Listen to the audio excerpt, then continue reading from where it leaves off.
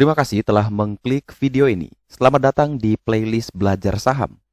Di video Belajar Saham sebelumnya, kita membahas tentang apa yang terjadi jika sebuah perusahaan sekuritas bangkrut. Sudah nonton belum? Kalau belum, klik link di pojok kanan atas ya. Namun, setelah itu, muncul beberapa pertanyaan yang masuk. Seperti ini nih. Nah, oleh sebab itu, di video Belajar Saham kali ini, kita akan membahas bagaimana jika yang bangkrut adalah emitennya. Apakah saham kita juga akan aman? Seperti kita ketahui bersama, selain mendapatkan keuntungan dari dividen dan capital gain, berinvestasi di pasar saham juga memiliki risiko. Salah satu risiko yang cukup tinggi adalah ketika emiten mengalami bangkrut, delisting, dan dilikuidasi. Apa itu delisting?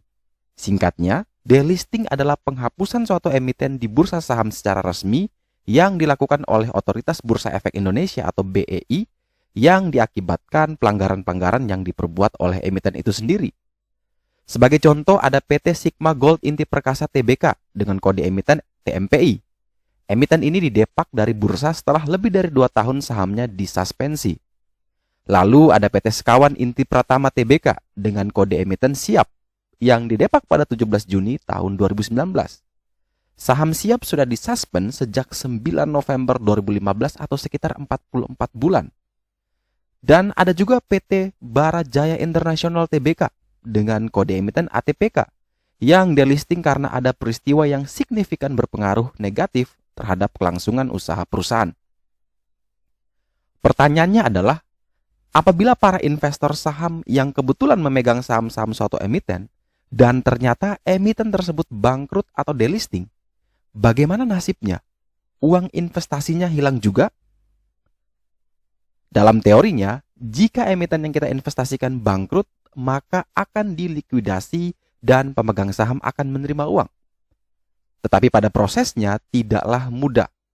Emiten yang bangkrut akan dilikuidasi dan prosesnya harus melalui penetapan pengadilan, di mana salah satu keputusannya agar seluruh aset yang tersisa dari emiten tersebut wajib untuk dijual.